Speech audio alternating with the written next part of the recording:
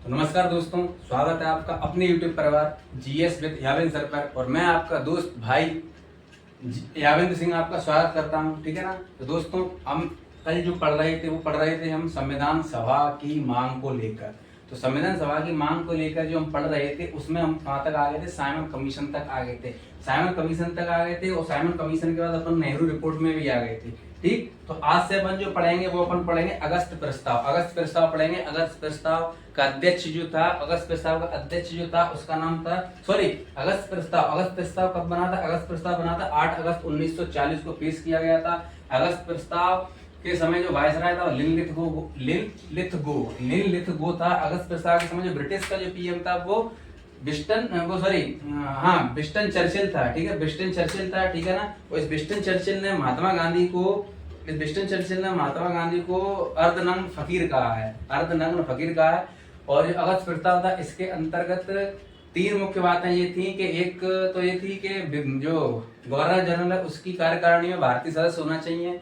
दूसरी ये थी कि एक युद्ध के लिए समिति बननी चाहिए, युद्ध सलाहकार समिति बननी चाहिए। द्वितीय विश्व युद्ध के बाद भारत को आजाद किया जाएगा। लेकिन अगस्त प्रस्ताव जो था उस समय भारत में, अगस्त प्रस्ताव जब आया था 1940 के समय पे, 8 अगस्त 1940 के समय पे जब अगस्त प्रस्ताव आया था तो उस समय भारत में जो दो पार्टियां थी, यानी दो पार्टियां मतलब ये है कि जब भारत का आजाद हुआ था तो उस समय सबसे ज्यादा जो पक्ष विपक्ष हो रहा था कांग्रेस और मुस्लिम लीग के बीच। कांग्रेस के बड़े नेता थे जवाहरलाल नेहरू साहब थे और मुस्लिम लीग का जो नेता थे वो मोहम्मद अली जिन्ना थे। ठीक है दोस्तों, आज अपन इसको पढ़ रहे हैं। और इन दोनों ने, यानी कि मोहम्मद अली जिन्ना के जो मुस्लिम लीग थी वो और जो कांग्रेस थी, तो कांग्रेस और मुस्लिम लीग ने अगस्त प्रस्ताव का अस्वीकार कर दिया था, यानी कि इसको माना नहीं था कि ये होना चाहिए। ठीक है दोस्तों, तो अपन पढ़ने वाले हैं अगस्त प्रस्ताव।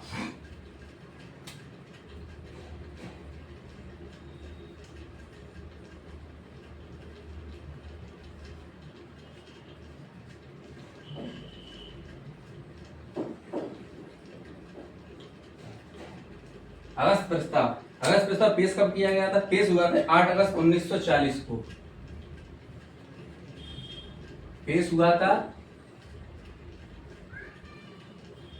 8 अगस्त 1940 को। पेश का मतलब ये होता है कि इसको सामने समझ किया गया था, यानी प्रेजेंट का किया गया था 8 अगस्त 1940 को। आप ये समझ सकते हैं। ठीक, इसके अलावा इस समय जो वायसराय था लिनलिथगो। वायसराय था इस समय लिनलिथगो। मैं आपको जिस तरीके से पढ़ा रहा हूँ, बोल रहा हूँ, आपको अपने मन में, आप कहीं भी बैठे हैं, घर बैठे हो तो घर, और लाइब्रेरी में बैठे हो तो लाइब्रेरी, आपको वहां पर इस तरीके से बोल लेना जिससे आपको याद हो जाए। लिनलिथगो था। और इस समय जो ब्रिटिश का जो पीएम था वो विंस्टन चर्चिल था। British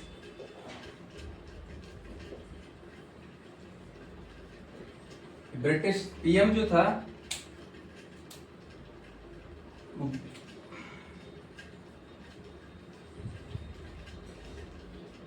Winston Churchill. इस समय ब्रिटिश पीएम था जो विंस्टन चर्चिल था। लेकिन आपको ध्यान रखना है कि अगस्त प्रस्ताव पेश कब किया गया था? 8 अगस्त 1940 को पेश किया गया था। इसका वायसराय था लिनलिथगो था। और इस समय जो ब्रिटिश पीएम था वो था विंस्टन चर्चिल। ठीक है ना। अब जो विंस्टन चर्चिल है इसने महात्मा गांधी को अर्धनग्न फकीर कहा है, अर्धनग्न फकीर कहा है। ठीक है ना। तो इसको अपन यहाँ रेड से पॉइंट इसलिए कर रहे हैं, इसलिए आपको ध्यान में रहा है।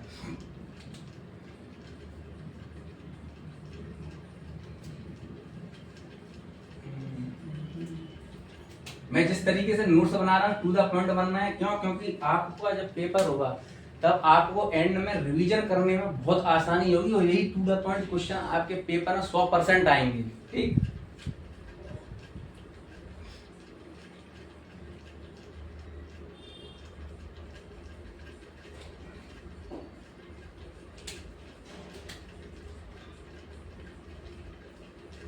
इसने गांधी जी को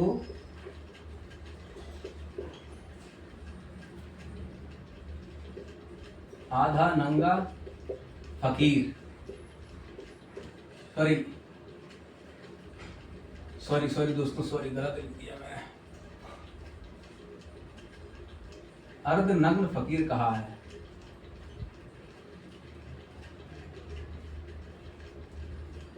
अर्धनग्न फकीर कहा है। क्यों? क्योंकि आपने देखा होगा गांधी जी की जो ड्रेस थी, जब वो पढ़ते थे, बैरिस्टर थे, उस समय जब वो दक्षिण अफ्रीका वगैरह के, तब वो कोट पैंट में रहते। लेकिन जब भारत की आजादी के समय की बात आई थी तो सिर्फ और सिर्फ हिंदुस्तान में एक वही व्यक्ति थे जो सिर्फ एक धोती कांचे रहते थे। एक धोती जो होती है वो कांचे रहते, ऊपर का हिस्सा उनका खुला रहता था, यानी कि धोती नीचे के हिस्से में वो धोती कांचे रहते थे और ऊपर का हिस्सा उनका खुला रहता है, यानी आधे वो कपड़े पहने रहते थे, आधा शरीर उनका कपड़े से ढका रहता था, आधा शरीर कपड़े, आधे शरीर पर कपड़े नहीं हुआ करते थे। तो इसलिए इसने गांधी जी को अर्धनग्न फकीर कहा है, ठीक है ना। इसने गांधी जी को अर्धनग्न फकीर कहा है। अब इस जो अगस्त प्रस्ताव आया था, इसकी सिफारिशें क्या थी?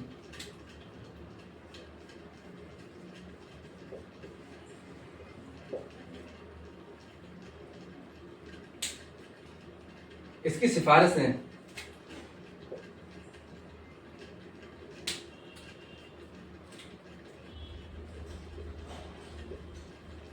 गवर्नर जनरल की कार्यकारिणी में, कार्यकारिणी का मतलब एजुकेटिव, जो भी इसके जो काम होते थे गवर्नर जनरल के, उसमें भारतीयों को शामिल किया जाए। कार्यकारिणी में भारतीयों को शामिल किया जाए, भारतीय को शामिल किया जाए, भारतीयों को शामिल किया जाए। दूसरा ये था कि द्वितीय विश्व युद्ध के समय, द्वितीय युद्ध के तो भारत को आजाद किया जाएगा। द्वितीय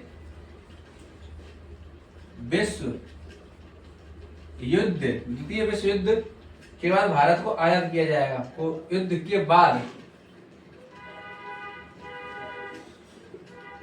भारत को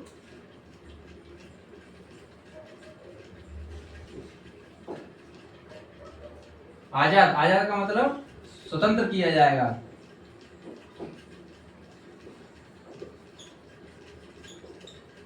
ठीक, मैं आपको टू द पॉइंट इसलिए पढ़ा रहा हूं क्योंकि आपको बाद रिवीजन के समय दिक्कत ना आए। क्यों? क्योंकि आपके पेपर में जीएस आती है, मानते हैं, यही स्कोरिंग सब्जेक्ट है। मैथ रीजनिंग को सब पढ़ते हैं, हिंदी इंग्लिश को सब पढ़ते हैं, लेकिन इसमें जो मार्क कहा जाता है वो 1-2 नंबर से पॉइंट से बाहर हो जाता है। तो जो 1-2 नंबर पॉइंट से बाहर होता है वो भी फेल ही माना जाता है। कॉम्पिटिशन का रूल है या तो पास या फेल। इसमें ये वाला कॉलम नहीं है कि मेरे इतने नंबर कम हो गए, इतनी परसेंट कम हो गए, नहीं। उसमें एक ही चीज होता है, या तो आप उस लिस्ट से बाहर हो जाओगे या उस लिस्ट में आ जाओगे। ठीक है दोस्तों,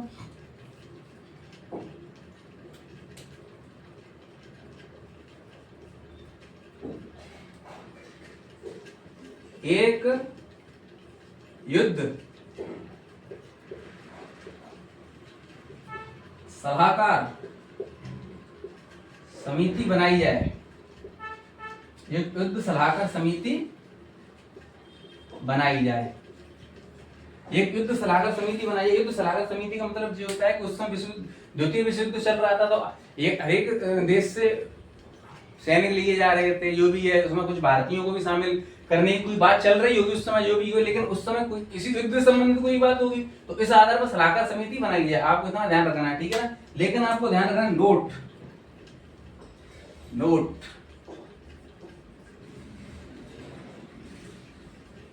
ये है कि अगस्त प्रस्ताव को कांग्रेस और मुस्लिम लीग ने अस्वीकार कर दिया। अगस्त प्रस्ताव को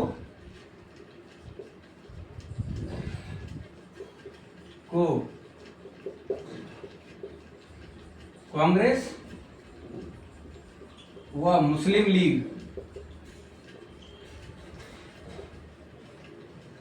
लीग ने अस्वीकार कर दिया। अस्वीकार करनी, रिजेक्ट, क्योंकि हमें ये चीज ठीक नहीं लगी। ठीक है दोस्तों, तो इससे जो भी क्वेश्चन आपके बनते हैं वो मैंने आपको यहाँ करा दी। इसके बाद इससे एक भी क्वेश्चन नहीं बनता है जो आपके पेपर से संबंधित होगा, क्योंकि हर पेपर का अपना लेवल है। आपका जिस लेवल के हिसाब से आपको अपने पेपर में सिर्फ मैथ, रीजनिंग, हिंदी, इंग्लिश, जो हिंदी वाला है उसे हिंदी पे ध्यान देना, इंग्लिश वाले को इंग्लिश पे ध्यान देना। उस आधार पे अपन को इन सब चीजों में टू द पॉइंट चलना है कि ज्यादा से ज्यादा अपने क्वेश्चन फंसे, कम से अपना काम बन जाए। बात इतना थोड़ी आपको पढ़ना, अगर आपको इतना पढ़ना पड़ा इसमें पॉलिटी में, तो हिस्ट्री पढ़ना है, सब चीज पढ़ना है, मैथ रीजनिंग आप कब पढ़ोगे? इस वजह से कह रहा हूँ। तो अगस्त प्रस्ताव जो था, उस अगस्त प्रस्ताव को जो पेश किया गया था 8 अगस्त 1940 को पेश किया गया था। इस समय जो वायसराय था वो लिन लिथगो था। इस समय वायसराय जो था वो लिन लिथगो था। ठीक, इसके अलावा इस समय जो ब्रिटिश का जो पीएम था वो विंस्टन चर्चिल था। विंस्टन जो चर्चिल था इसने गांधी जी को अर्धनग्न फकीर कहा। अर्धनग्न फकीर से मतलब जो है तो उसका सिद्धांत उसने इस आधार पर बोला था कि गांधी जी आधे कपड़े पहनते। आधे कपड़े का संबंध ये है कि गांधी जी सिर्फ धोती कछाया करते थे और उनका ऊपर का जो हिस्सा था वो उस पर वो कोई भी टी शर्ट वगैरह या मतलब कोट वगैरह नहीं पहना करते थे। उस समय की बात है जब भारत, क्योंकि आपने देखा था भारत 1947 में आजाद हो गया था। जब भारत 1947 तो ये 7 साल पहले पुरानी तो बात, मतलब 7 साल पहले 1947 7 साल यानी कि भारत के आजाद होने के नजदीक के समय की बात है दोस्तों, ठीक है ना।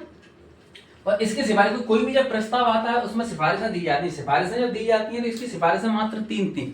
इसमें 3 सिफारिशें थी। उस सिफारिशों के अंतर्गत कि गवर्नर जनरल कार्यकारिणी का मतलब जो होता है एजुकेटिव परिचय, ऐसा कोई भी क्षेत्र का एरिया उसमें क्या कार्य करना है। हमेशा आप जो भी काम देखते हैं उन कामों में क्या होता है दोस्तों कि कहीं बैठे हुए, जैसे मान लो आप प्रेजेंट टाइम में आपने देखा हो डीएम साहब हमारे किसी भी जिले के डीएम साहब होते हैं, उनकी कार्यकारिणी वो होती है एक मतलब कार्यकारिणी होती है। कार्यकारिणी से संबंधित है कि वहां पर सभी जिले के बड़े बड़े वरिष्ठ अधिकारी बैठते हैं, बात करते हैं, बैठते हैं, बात करते हैं। जब वो बैठते बात करते हैं वहां पे नियम बन जाए, वहां फाइनल होता है, उसको वो वहां पे ऑफिस के बाहर पूरे जिले में इम्प्लीमेंट किया जाता है। इसी तरीके से ही स्टेट लेवल पे ऐसा मान लो कि पीएम साहब है हमारे केंद्र में, उनका काम, राज्यों में आप सीएम साहब को ले लो, उनका काम, तो इसी तरीके से होता है, ठीक है दोस्तों। दूसरा ये है कि द्वितीय विश्व युद्ध में सेकंड वर्ल्ड वॉर जब चल रहा था उस समय भारत को आजाद किया जाए। सेकंड जब वर्ल्ड वॉर चल रहा था दोस्तों उस समय भारत उसके सेकंड वर्ल्ड वॉर के बाद, जब सेकंड वर्ल्ड वॉर जब चल रहा था तो उसके बाद भारत को आजाद किया जाए, ठीक। एक युद्ध सलाहकार समिति संबंधित बात यह है कि जब कभी युद्ध हो तो उसमें कोई भी डिसीजन लेने के लिए कोई भी समिति बनाई जाए, ठीक है ना। क्योंकि कभी भी कोई समिति वगैरह जब बनाई जाती है उसमें जो डिसीजन लेते हैं उसी के आधार पर आगे किसी भी काम में अपन मतलब किसी काम को अच्छे तरीके से कर सकते हैं। जबकि कहीं पे समिति नहीं बनेगी, कोई नियम नहीं बनेगा, कोई कायदे नहीं होंगे तो आदमी उसमें फेल हो जाएगा। लेकिन इसमें सबसे नोट की बात यह है कि अगस्त जो प्रस्ताव था उसको कांग्रेस और मुस्लिम लीग ने अस्वीकार कर दिया था। भाई हमें ये अगस्त प्रस्ताव किसी भी प्रकार से स्वीकार नहीं है, आपको ये ध्यान रखना है, ठीक है ना। ये मोस्ट आईएमपी पॉइंट है ये वाला, आपको ये ध्यान रखना है, ठीक है दोस्तों।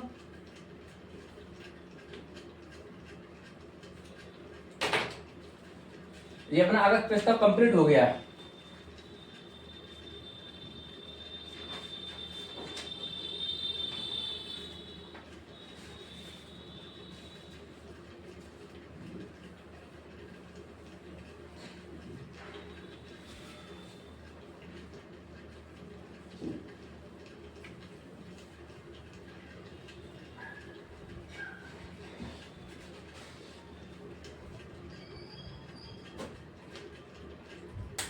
अब अगस्त प्रस्ताव जो था वो कंप्लीट हो चुका। अब इसके बाद जो आएगा वो आएगा क्रिप्स मिशन, ठीक है। क्रिप्स मिशन जो आया था, क्रिप्स मिशन में जो आया था, क्रिप्स मिशन अगस्त प्रस्ताव के 2 साल बाद आया था। यानी अगस्त प्रस्ताव आया था 8 अगस्त 1940 को, क्रिप्स मिशन आया था 1942 को, लेकिन आया कब था 23 मार्च या 22 मार्च 1942 को। आपको ये ध्यान रखना है कि क्रिप्स मिशन में जो डेट है आने की 23 मार्च और 22 मार्च, इसमें इन दोनों डेटों का होने का मेन कारण ये है कि जो इतिहासकार हैं उनके कारण इन डेटों में मतलब विरोधाभास सा चल रहा है कि कोई कह रहा है 23 मार्च है, कोई इतिहासकार कह रहा है 22 मार्च है, ठीक है। तो कोई 23 मार्च कह रहा है, कोई 22 मार्च कह रहा है, ठीक है ना। लेकिन सन एक ही है जो कि सन 1942 है, ठीक है दोस्तों, जब ये भारत आया था। तो इसका जो अध्यक्ष था वो स्टेफोर्ड क्रिप्स था। यानी कि स्टेफोर्ड क्रिप्स का बाद का नाम था क्रिप्स, उसी के नाम पर स्टेफोर्ड क्रिप्स इसका नाम था, ठीक। इसकी ये कि इसकी सबसे बड़ी क्वालिटी ये रही थी स्टेफोर्ड क्रिप्स मिशन की कि जब ये भारत आया था तो उस समय भारत में सबसे ज्यादा जो मान के चले कि भारत की जनता सबसे ज्यादा बात मान रही थी, या मतलब ऐसे आप ये मान लो कि ऐसा होता है ना कि जैसे आज के टाइम पे सीजेपी का जो प्रोटेस्ट चल रहा है, उस प्रोटेस्ट में जो अभिजीत दीप के सोनम वांगचुक साहब हैं, ठीक है ना, और 2-1 जने और उनके कहने पे देखो अपने पूरे इंडिया से बच्चे वहां पहुंच रहे हैं, यूथ पहुंच रहा है, ठीक है ना। दूसरी बात यह है कि कई आपने वीडियोस देखी भी होंगे इस समय कि वहां पे अदर कंट्री से जो अपने फॉरेनर में जो रह रहे हैं वो लोग भी आ गए हैं, ठीक है ना। तो इस आधार पर तो उसका ये नेतृत्व हुआ। यानी कि अब कोई भी बात अगर गवर्नमेंट करेगी तो अभिजीत दीप से करेगी या सोनम वांगचुक साहब से करेगी, ठीक है ना। तो इसी कारण उस समय गांधी जी का बहुत प्रभाव था देश के अंतर्गत। ऐसा प्रभाव था कि जब गांधी जी दांडी मार्च गांधी जी ने किया था, तो हजारों नहीं लाखों की संख्या में जनता उनके पीछे आ गई थी दांडी मार्च के लिए। तो इसी प्रकार से उस समय गांधी जी एक बहुत ही मतलब प्रभावी व्यक्तित्व था उनका, कि उन्होंने जो कह दिया उसको जनता मानती थी। इस आधार पर जब भारत आया था तो 24 मार्च 1942 को सर्वप्रथम ये गांधी जी से मिला, ठीक, सर्वप्रथम गांधी जी से मिला। लेकिन 30 मार्च 1942 को 6 दिन बाद ही उस समय भारत में मैंने आपको बताया था अगस्त प्रस्ताव जो था उसका अस्वीकार किसने की थी, वो कांग्रेस ने की थी और मुस्लिम लीग ने की थी, यानी कांग्रेस और मुस्लिम लीग इन दोनों ने अगस्त प्रस्ताव को क्या किया था, अस्वीकार किया था। तो इसी चीज को ध्यान में रखते हुए जब क्रिप्स मिशन आया था तो स्टीफर्ड क्रिप्स जो था उसने गांधी से मुलाकात करी 24 मार्च 1942 को। फिर उसने जो मुलाकात की थी सबसे प्रभावी कौन थे, कांग्रेस और मुस्लिम लीग। फिर उसने कांग्रेस से जो मुलाकात की, कांग्रेस में उसने मुलाकात जो की थी या मीटिंग की थी वो जवाहरलाल नेहरू साहब से की थी और अबुल कलाम आजाद जी से की थी, अबुल कलाम आजाद जी से की थी, ठीक। और मुस्लिम लीग में जो इन्होंने चर्चा की थी वो मोहम्मद अली जिन्ना से की थी हिंदू महासभा में। और उस समय हिंदू महासभा भी आ गई थी, मतलब उस समय हिंदू महासभा भी थी अपने अस्तित्व में बहुत अच्छे लेवल पे। मतलब मैं जिन उनका नाम बता रहा हूँ आपको, जैसे कि कांग्रेस हुई, मुस्लिम लीग हुई, हिंदू महासभा हुई, इनका एक मतलब ये समझो उस समय बहुत बड़े लेवल पे इनका नाम था। आप इतना मान सकते हो प्रेजेंट टाइम में बीजेपी, कांग्रेस, आपका इन सबका नाम है, इन सबसे अपने अपने मत के अनुसार व्यक्ति जुड़े हुए हैं। उसी प्रकार से इनका भी उस समय बहुत बड़े लेवल पर नाम था। तो हिंदू महासभा थी, इनसे जो मिले थे इनकी तरफ से, हिंदू महासभा की तरफ से बीडी सावरकर साहब मिले थे और एम आर जयकर मिले थे, ठीक है ना। और जो सिख थे, सिख समुदाय से, यानी सिख जो समुदाय थे, तो सिख समुदाय की तरफ से, यानी उनकी तरफ से जो मिला था, सिखों की तरफ से जो मिला था ना, सरदार उज्जवल सिंह साहब मिले थे। और अनुसूचित जनजाति जाति की तरफ से जो मिले थे डॉक्टर बी.आर. अम्बेडकर साहब मिले थे, ठीक है ना। लेकिन इसको अस्वीकार कर दिया गया था बाद में, ठीक। इसको अस्वीकार किया गया था, क्यों किया गया था, क्योंकि गांधी जी ने इसको पोस्ट डेटेड चेक कहा, यानी कि उत्तर दिनांकित चेक कहा था, यानी कि ये एक ऐसा चेक है जिसकी डेट निकल चुकी है, अब इसका कोई महत्व नहीं है। तो अपन अब क्रिप्स मिशन पढ़ते हैं, ठीक है दोस्तों।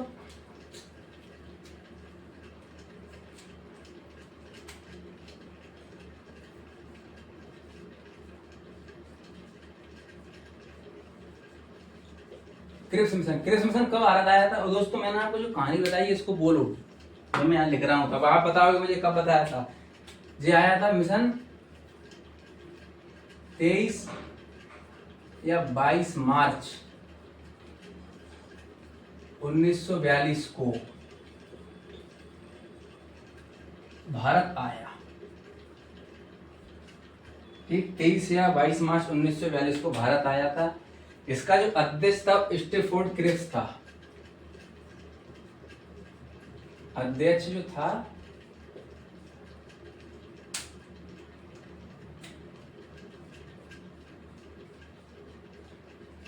स्टीफोर्ड, इसका अध्यक्ष स्टीफोर्ड क्रिप्स था, ठीक है ना। अब जो भारत आ गया तो इसने क्या किया, पहला काम 24 मार्च 1942 को, पहला काम क्या किया था, 24 मार्च 1942 को ये सर्वप्रथम गांधी जी से मिला था।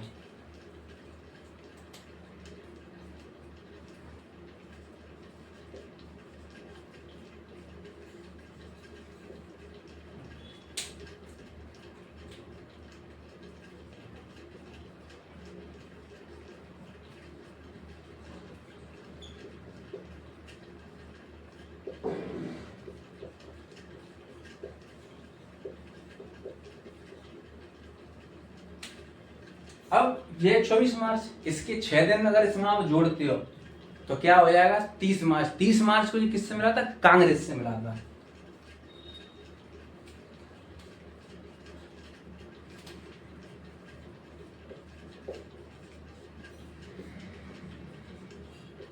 मैं आपको बार बार ये क्यों बोलता हूँ कि जैसे मैं बोल रहा हूँ वैसे ही आप बोलिए अपने मन में। मुझे तो यहाँ चिल्लाना पड़ रहा है, कोई मैं मन में बोलूंगा तो आप तक आवाज यही पहुंचेगी, तो आप मन में बोलिए। आपको जैसे मैं बोल रहा हूँ वैसे इसको यही याद कर लो, बात खत्म।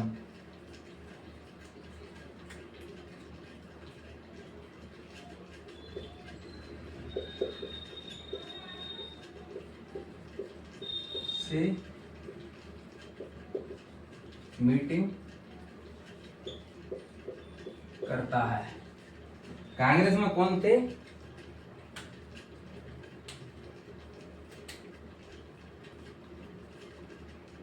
कांग्रेस में थे डॉक्टर वो पंडित जवाहरलाल नेहरू और अबुल कलाम आजाद।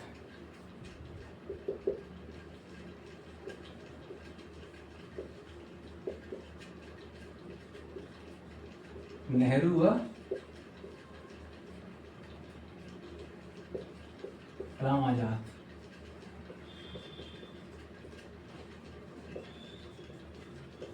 ठीक है दोस्तों, अब जब इनकी इस समय इनसे मुलाकात हो गई तो फिर इन्होंने ये सोचा कि भाई अब जितने भी प्रभावी व्यक्तित्व हैं, इनकी जनता बात मान रही है, जो जनता के बीच में अपनी अपनी बातें रख रहे हैं, उन सभी से मिला जाए। तो जब इनसे मिल लिया, ये दोनों डेटें आपको ध्यान रखनी है। इसके बाद ये मिलते हैं किससे? इसके बाद ये मिलते हैं हिंदू महासभा। तो हिंदू महासभा की तरफ से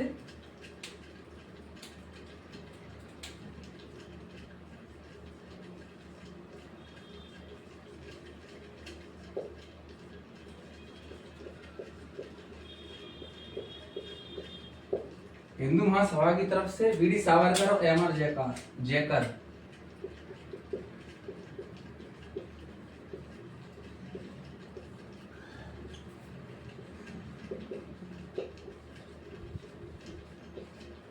एम.आर. जयकर। ठीक, सिखों की तरफ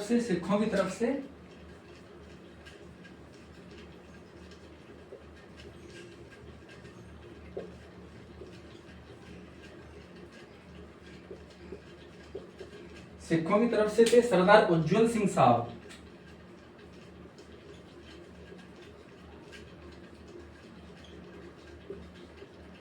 सरदार उज्जवल सिंह साहब, ठीक है ना।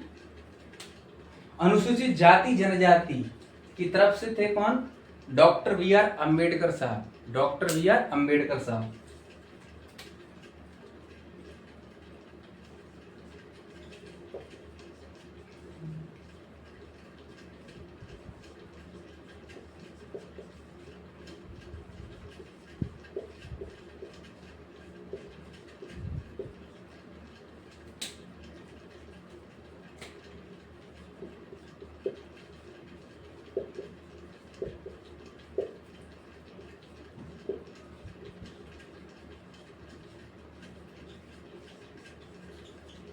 Doctor B R. अम्बेडकर साहब, ठीक है ना आपको, ठीक है ना। ये हो गए।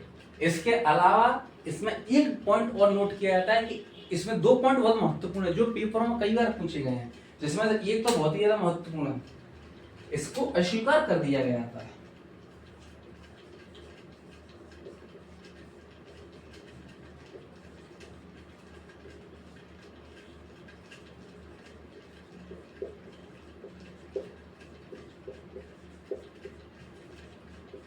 इसको अस्वीकार कर दिया था। आप लिख रहा हूं नोट।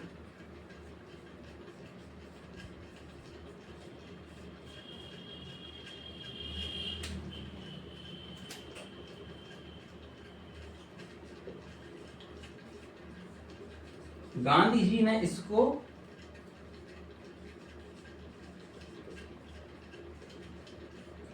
इसको पोस्ट डेटेड चेक कहा। पोस्ट डेटेड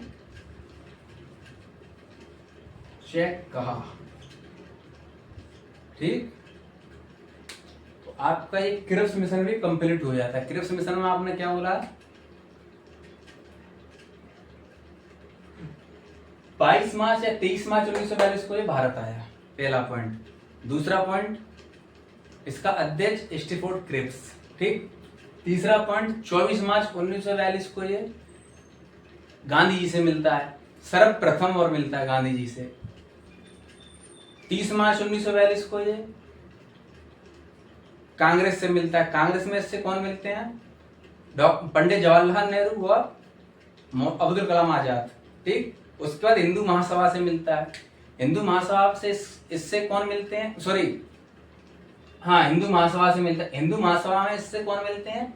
वीडी सावरकर और एमआर जयकर। हिंदू महासभा के बाद सिखों से मिलते हैं। सिखों में कौन मिलता है इनसे? सरदार उज्जवल सिंह साहब। ठीक। अनुसूचित जाति जनजाति में कौन मिलते हैं? Doctor B R. अम्बेडकर साहब।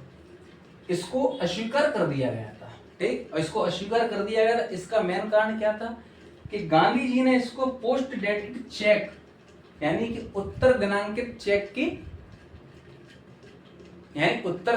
चेक की संज्ञा दी थी, इस वजह से इसको अस्वीकार कर दिया गया था। तो दोस्तों, आज मैंने आपको दो चीज पढ़ाई। उसके अंतर्गत मैंने आपको पहले पढ़ाया था अगस्त प्रस्ताव, जो सन 1940 में 8 अगस्त 1940 में। ठीक है। ये 2 साल बाद 23 से 22 मार्च 1942 क्रिप्स मिशन, यानी अगस्त प्रस्ताव हो गया और क्रिप्स मिशन हो गया। ये दोनों चीजें मैं आपको आज कंप्लीट करा चुका हूं। ठीक। कल अपन क्या पढ़ेंगे? कल अपन पढ़ेंगे कैबिनेट मिशन, और कैबिनेट मिशन से आगे की जो भी महत्वपूर्ण जो घटनाएं हुई हैं, मतलब जो भी महत्वपूर्ण पॉइंट बनते हैं, उनको अपन पढ़ेंगे। और कल थोड़ा क्लास 5 मिनट के लगभग ज्यादा की होगी, तो आप उसमें बने रहना और आप उसको पूरी क्लास को देखना। क्यों? क्योंकि जो कैबिनेट मिशन है वो अपने आप में बहुत महत्व रखता है, अपने आप में बहुत ज्यादा ही महत्व रखता है, इसलिए आपको ध्यान रखना है दोस्तों। ठीक है। तो दोस्तों, आज की अपनी जो कहानी थी यहीं समाप्त होती है। कल आपको वीडियो को विशेष तौर पर देखना है। ठीक। और जो मैं आपको पढ़ा रहा हूँ, ये क्वेश्चन 100% एग्जाम में आने वाले क्वेश्चन है। क्यों? क्योंकि मैं most repeated previous year questions का एनालिसिस करके मोस्ट रिपीटेड क्वेश्चंस को आपके सामने ला रहा हूँ। ठीक है दोस्तों। तो आपका इस क्लास में आने के लिए बहुत बहुत आभार, और इस क्लास को आप अपने दोस्तों को शेयर करें, जिससे कि उनकी भी अभी से ही ये to the point polity series complete हो जाए। क्यों? क्योंकि इसके बाद मैं कुछ दिनों बाद, यानी 7 से 8 या 10 दिन बाद, मैं आपके लिए टू द पॉइंट हिस्ट्री की भी सीरीज शुरू करने वाला हूं, जिसमें टू द पॉइंट मैं आपको हिस्ट्री पढ़ाऊंगा। ठीक है ना। और आप में जो पॉलिटी और जो हिस्ट्री है, उसके तहत जो भी पॉइंट बनते हैं मोस्ट रिपीटेड आईएमपी, उनके आधार पर अपन को तैयारी करनी है। ठीक। और बाकी इनके अलावा भी जो पॉइंट हैं, मोस्ट रिपीटेड आईएमपी के अलावा भी पॉइंट है, उनको भी बता रहा हूं। लेकिन जिस पॉइंट पर मैं आपको बोल दूं कि बहुत आईएमपी, उसको आप आईएमपी मानना है, थोड़ा सा गौर देकर। ठीक है दोस्तों। तो आप इस क्लास को शेयर करें अपने दोस्तों को, और इसमें इस चैनल को आप सब्सक्राइब जरूर करें। क्यों? क्योंकि अगली जब वीडियो में डालूंगा तो उसका नोटिफिकेशन आपके पास आ जाएगा। ठीक है दोस्तों, बहुत बहुत आपका शुक्रिया। जय हिंद।